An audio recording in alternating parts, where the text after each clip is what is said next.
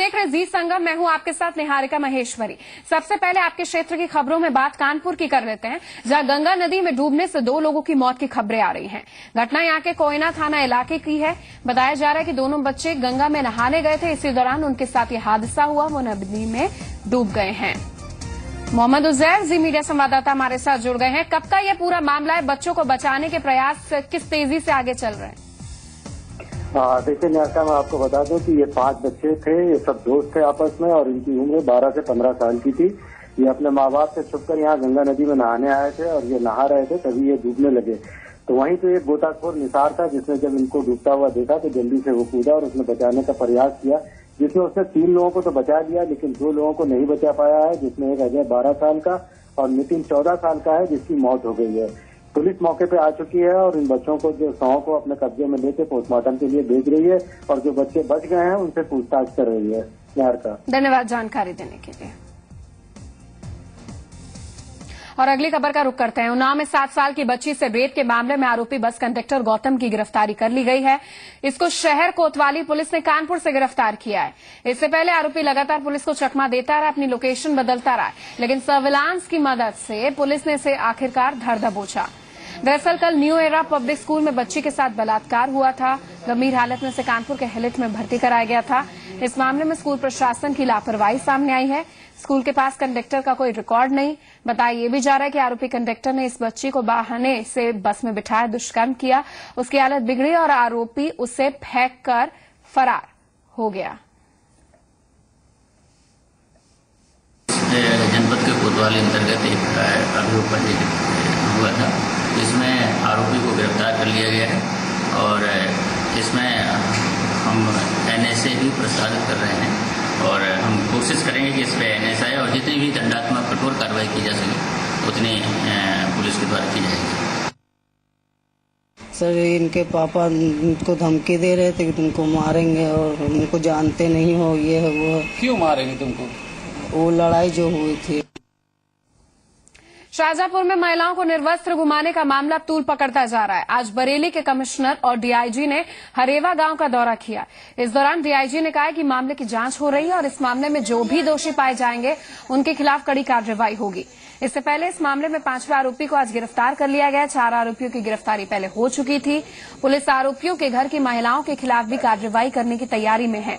बताया जा रहा है कि इस पूरी घटना में आरोपियों के घरों की महिलाओं की भी भागीदारी सामने आई है। आपको बता दें कि यहाँ दबंग परिवार की लड़की दलित युवक से प्यार करती थी।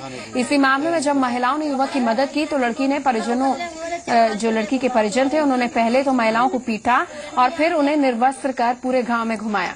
इस पूरे मामले में पुलिस की भूमिका भी सवालों के घेरे में है।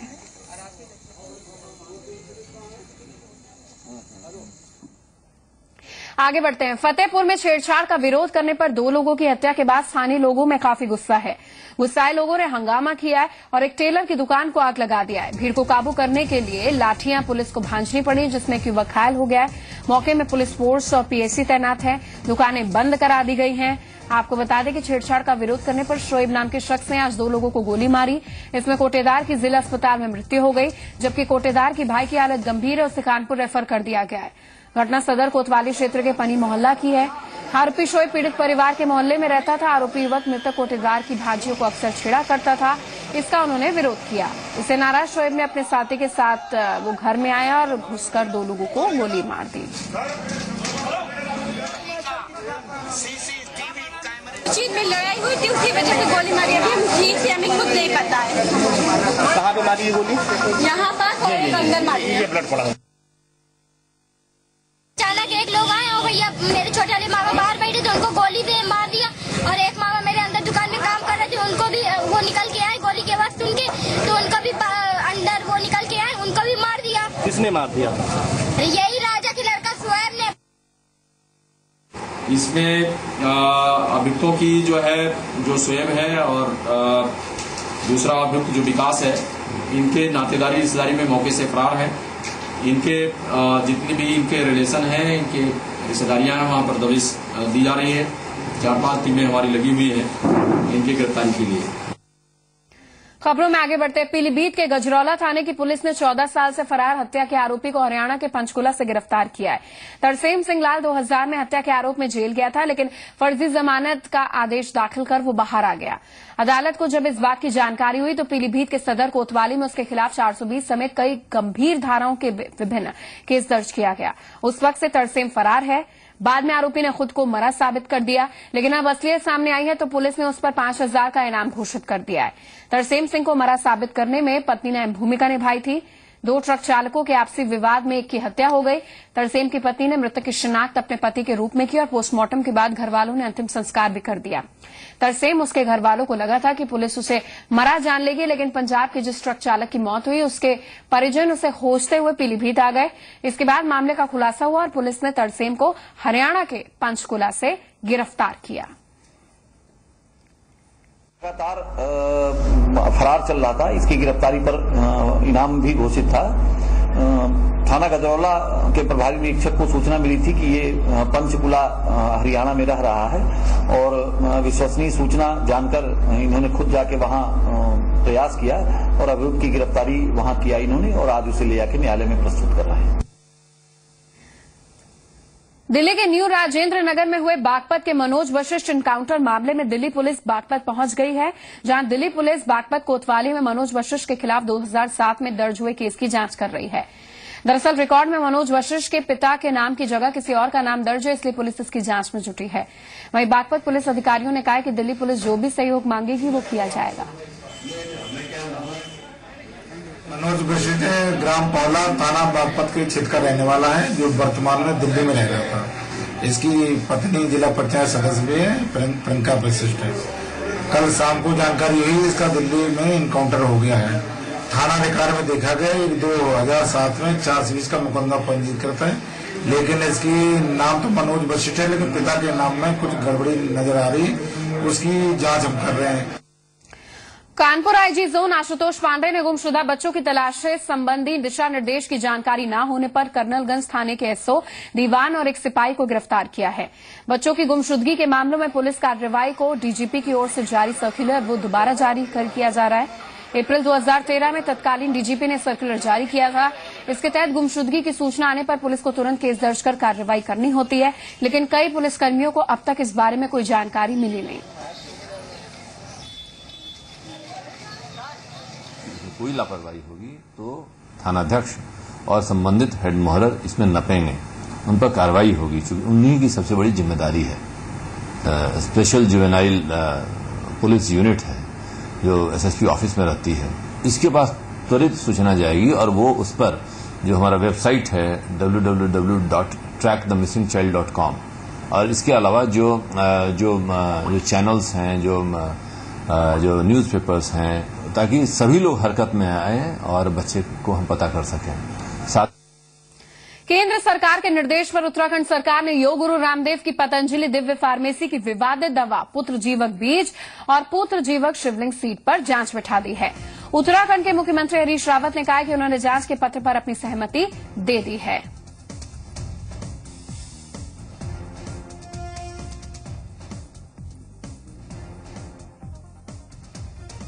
मथुरा में नेशनल हाईवे 2 पर एक टाटा कैंपर में आग लगने से अफरा तफरी मच गई। देखते ही देखते गाड़ी पूरी तरीके से जलकर, जिस तस्वीरों में आपको दिखा रहे हैं जैसे, खाक हो गई। बताया जा रहा है कि यह नेशनल हाईवे 2 को 6 लेन में तब्दील करने का काम चल रहा था और ये गाड़ी सड़क बनाने वाली कंपनी की थी। आग लगने के बावजूद मौके पर मौजूद लोगों ने जब तक आग बुझाई, गाड़ी पूरी तरीके से खाक हो चुकी थी। गाड़ी में आग कैसे लगी, इसकी वजह का अभी तक पता वैसे चल नहीं पाया है।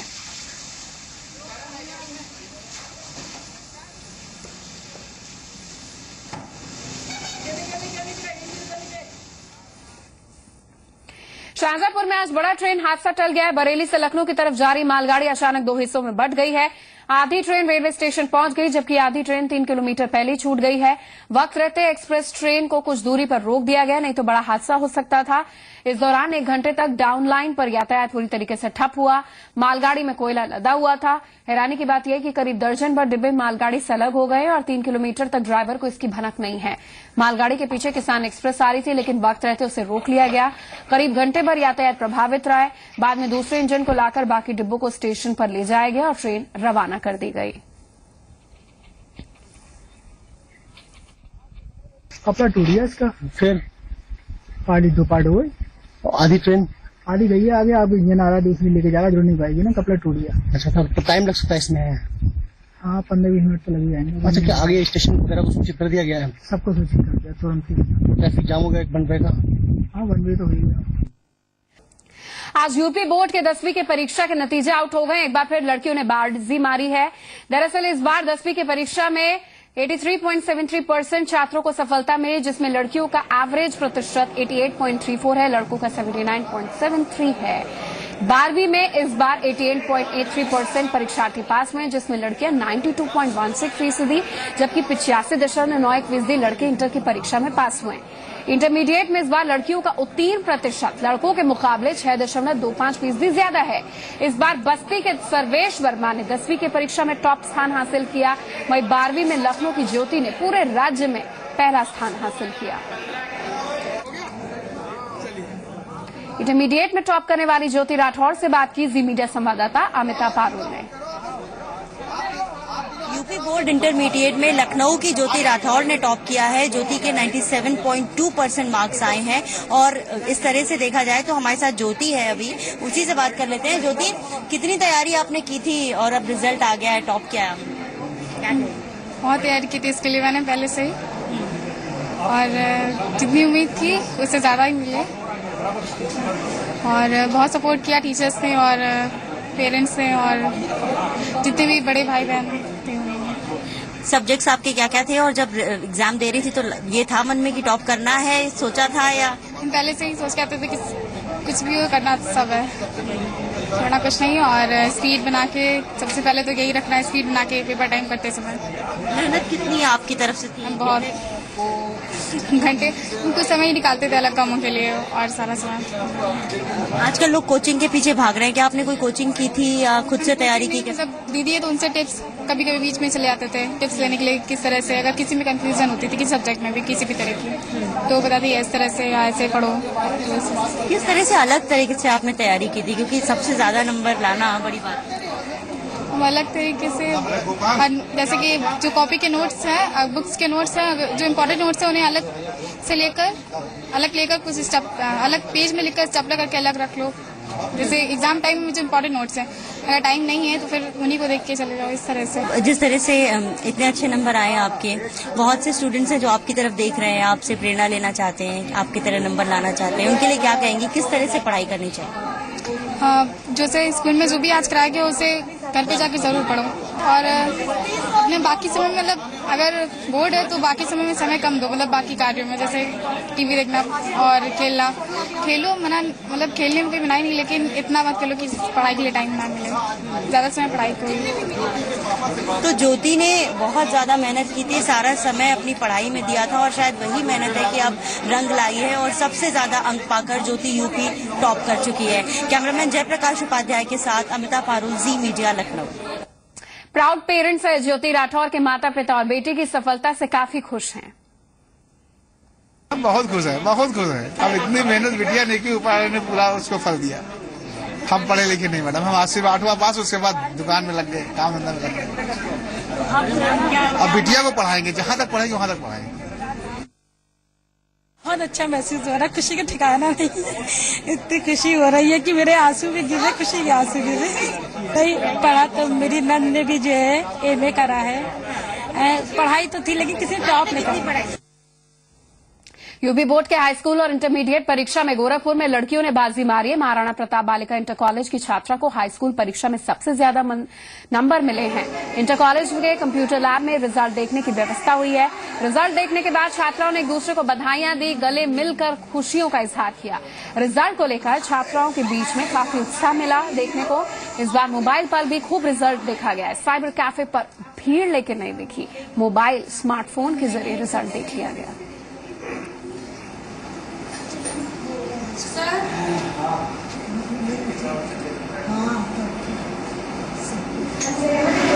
तो पहले वेबसाइट पर कैफे में भीड़ हो जाती थी, लेकिन इस बार स्मार्टफोन का जमाना है। स्मार्टफोन और बच्चे भी काफी इंटेलिजेंट हो गए, वो खुद कंप्यूटर एक्सेस कर रहे हैं और स्मार्टफोन के जरिए upresult.nic.in ये वेबसाइट है, इससे रिजल्ट वो देख पा रहे हैं 10th और 12th का रिजल्ट।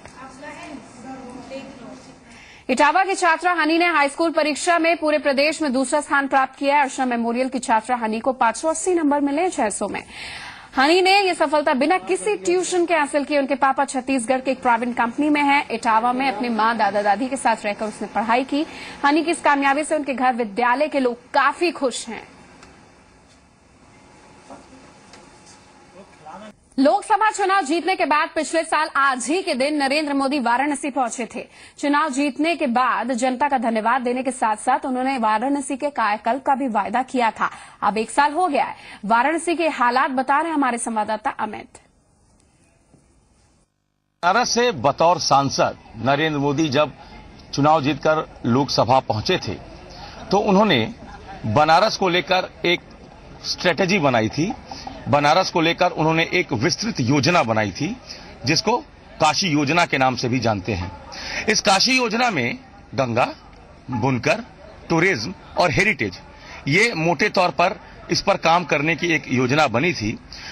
गंगा को लेकर सबसे पहले सरकार बनने के ठीक कुछ घंटों बाद ही उन्होंने गंगा पर कैबिनेट की एक महत्वपूर्ण मीटिंग बुलाई और उस मीटिंग में यह तय कर लिया गया कि गंगा को लेकर एक महत्वपूर्ण परियोजना की शुरुआत करनी होगी। गंगा को लेकर उन्होंने एक अलग मंत्रालय का भी गठन किया और नमामि गंगे परियोजना के नाम से करीब 50,000 करोड़ की जो योजना है वो कंसेप्ट में आई। बिल्कुल इसी तरीके से बुनकरों को लेकर उन्होंने अपने पहले प्रधानमंत्री के तौर पर जब पहली बार वो अपने शहर में आए, अपने संसदीय क्षेत्र में आए, तो उन्होंने ट्रेड फैसिलिटेशन सेंटर का उद्घाटन किया। कॉमन फैसिलिटेशन सेंटर्स के भी उद्घाटन किए गए और इसके साथ ही बुनकरों के बेहतरी के लिए तमाम जो योजनाएं हैं वो वस्त्र मंत्रालय और अल्पसंख्यक कार्य मंत्रालय के समन्वयन से उन्होंने एक योजना का रूप दिया। उस्ताद योजना बुनकरों के लिए सबसे रिसेंट योजना है जिसकी शुरुआत बनारस से की गई। हेरिटेज को लेकर प्रधानमंत्री की यह योजना थी कि बनारस को वर्ल्ड हेरिटेज साइट में जगह मिले और यूनेस्को के टेंटेटिव लिस्ट में कम से कम बनारस का नाम आ जाए ताकि कुछ समय के बाद इसको हेरिटेज का दर्जा दिलाया जा सके। टूरिज्म को लेकर भी तमाम कोशिशें हुई कि जापान के सबसे प्राचीन शहर क्योटो के साथ एक काशी क्योटो के बीच MOU साइन किया गया। ये जो तमाम योजनाएं चलाई जा रही हैं काशी को लेकर, धरातल पर वो चीज दिख नहीं रही है। इसकी वजह क्या है? ये बहुत महत्वपूर्ण अपने आप में एक सवाल है कि जिस शहर का कायाकल्प करने की कोशिश में प्रधानमंत्री हो और उस शहर में बदलाव धरातल तक नहीं पहुंचे तो समस्या कहीं ना कहीं तो है। कैमरा पर्सन राम बालक के साथ अमित कुमार, जी मीडिया, दशाश्वमेध घाट, वाराणसी। नोएडा में पेट्रोल डीजल के बढ़े दाम के विरोध में कांग्रेस कार्यकर्ताओं ने आज प्रदर्शन किया है। कांग्रेस कार्यकर्ता केंद्रीय मंत्री महेश शर्मा के घर का घेराव करने सेक्टर 15 जा रहे हैं, लेकिन केंद्रीय मंत्री जी घर पर नहीं थे, जिसके बाद कांग्रेस कार्यकर्ताओं ने सड़क पर ही विरोध कर दिया। प्रदर्शन से दिल्ली नोएडा जो रोड है करीब 2 किलोमीटर तक यहां लंबा जाम देखने को मिला। ये तस्वीर आप देख सकते हैं। आधे घंटे के बाद मौके पर पहुंची पुलिस ने जाम खुलवाया। कांग्रेस कार्यकर्ताओं का कहना है कि पेट्रोल डीजल के बढ़ते हुए दाम से जनता बोझिल महसूस कर रही है। आज जो हम यहाँ पर प्रदर्शन कर रहे हैं वो मोदी सरकार के खिलाफ उन्होंने जो अच्छे दिनों का वादा किया था वो वादे कहाँ गए हैं। आए दिन डीजल और पेट्रोल के दाम बढ़ रहे हैं और यहाँ पर इस तरीके के अत्याचार जो हो रहे हैं देश में। मोदी जी बाहर घूम रहे हैं, विदेशों में जाकर डॉलर दे रहे हैं, दान कर रहे हैं और यहाँ का युवा भीख मांगने को तैयार है। उनको शिक्षा की कोई व्यवस्था नहीं है, रोजगार की कोई व्यवस्था नहीं है। आज नरेंद्र मोदी के खिलाफ हम लोगों ने भैंसा बुग्गी और गाड़ियों बैलगाड़ियों में जो प्रदर्शन आज किया है, यदि बहुत जल्दी डीजल और पेट्रोल के दाम कम नहीं हुए तो हम लोग आंदोलन चलाएंगे और संसद भवन का घेराव करेंगे।